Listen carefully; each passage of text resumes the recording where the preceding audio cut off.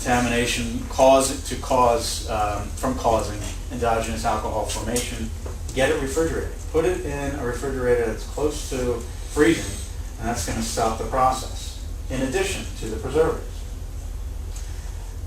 Now, I don't know if you're aware that with the New Jersey State Police, they also have the New Jersey State Police Laboratory, so that's an all-in-one agency. And then with BD, they're saying that the Vacutainer should be stored 5 to 7 days and then tested before the expiration of 7 days. Sometimes that doesn't happen, so you'll get your chain of custody forms, and for any of you who don't know what chain of custody is, it's just forms that basically show who touched the evidence, where did they put the evidence, when did they take it out of the refrigerator. And this chain of custody will show when it got to the lab, who put it in the refrigerator, who was the chemist responsible for taking it out, did that chemist put it in her own little refrigerator, leave it there, you want the chain of custody for that. And then you get to see, is there an issue with the timing of the test.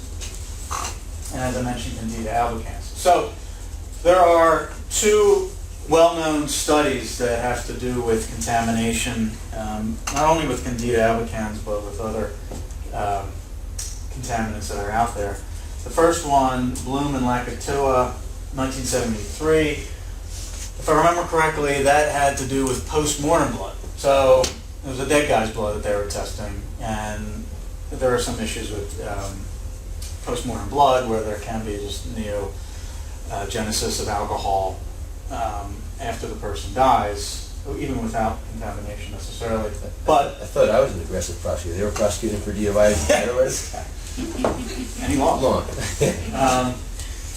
And then you got Chang and Coleman. Now they were using in vivo blood, so it was a live person's blood. It was a more recent study, and these studies show that after 2 hours, you're going to have if there's contamination in the blood, you have alcohol formation. So, and when I say alcohol formation, I'm talking about ethanol. There's isopropanol, methanol, and ethanol.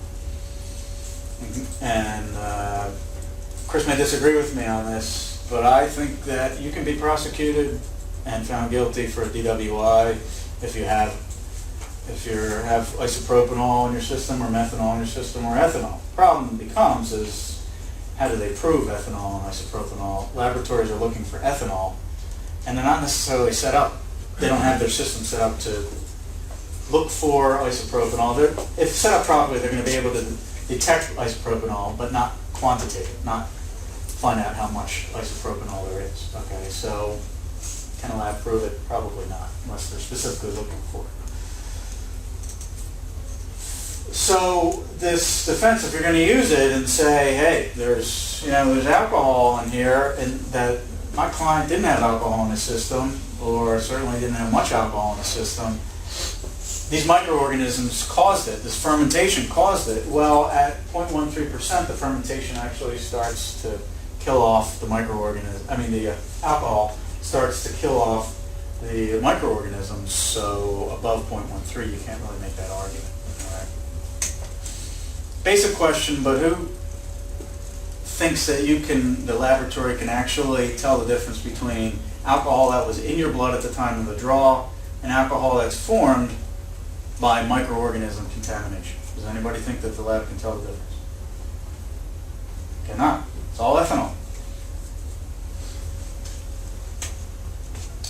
Hemolysis. So that's the breakage of the red blood cells, which is going to release hemoglobin and other proteins into the blood. For your purposes, what it does is creates more fluid, which will increase the amount of ethanol that's going to be detected through testing. So hemolysis can be caused by a number of different things. Improper venipuncture site, prolonged tourniquet time, so if they're leaving a rubber tourniquet on for too long. Okay. Sorry, let's stop in the middle of hemolysis, but going back to that fermentation stops at 0.13%. You're saying you can't argue contamination, so the alcohol starts to... Like, let's say it's a 0.15. I guess, how is that... What's the point of that? The point of it is that once you... the fermentation, so the alcohol can start to build in this blood sample until you get to a 0.13 BAC, okay? But at 0.13, it starts actually killing off those microorganisms. There's so much alcohol in the sample that the microorganisms start to die. So if it's like a 0.22, you're not arguing, well, this 0.22, all of that alcohol was caused by neogenesis formation. Because there are organisms at that point, again, it wouldn't be at a point. Yeah, exactly. They wouldn't cause that additional alcohol. Yes. Does the 10 milliliters of blood have enough, I mean, how much sugar is in the 10 milliliters of blood? Like how much alcohol can those organisms produce in general? So if you have a completely clean sample of blood and you contaminate it, how much alcohol can it produce from those 10 milliliters? Well, at least up to 0.13. So there's enough sugar in the blood to produce up to 1 point? Depends on somebody's blood, right? Everybody's different. Mm-hmm. Some people have low blood sugar issues. But potentially they can go all the way to 0.13. It's all this combination. So, yes, and it depends on how much sugar, but there's going to be enough sugar for these microorganisms to start munching away. Depends on how much sugar, how long, the room temp, the temperature that the blood's at, and how long this microorganism's been able to start contaminating. What's significant about it is it still creates defense if you're on the defense side in the case, because you can claim that, that in Jersey there's two tiers, it's an 08 to an 099 and 10 and above, and then there's also a 0.15 for purposes of interlock or no interlock. So there's different milestones for sentencing, and if you can say, well, you got to once you get above the 1.3, you're not going to get contamination internally from this fermenting. I guess that's what I was getting at. If they can only produce, let's say, like 0.001 or 0.02 difference, it's not going to skew much. Yeah, you don't know that because everybody's got a different amount of glucose, sugar in their. So there's no way to tell how much. Which is what the defense wants to say. You don't know. All you know is that this could be an artificial 1.3. Maybe it was an 08, maybe it was 09. We don't know how much of the metabolic process is associated with what happened in the tube versus what they pulled out of the person's arm. Hey, you couldn't tell. Let's say I was an 02, and then the neogenesis occurred on top of that, and I brought it up to a 1.1. Lab can't tell me how much ethanol was produced through contamination, or what my BAC was without the contamination. It can't be done, because you can't separate it. It's all ethanol. All right, so if the needle's drawn too slowly or too fast, those are problems with hemolysis. As I mentioned before, there's a proper way of inverting the tubes. If the nurse is shaking the tube, that's going to cause hemolysis. It should not be done.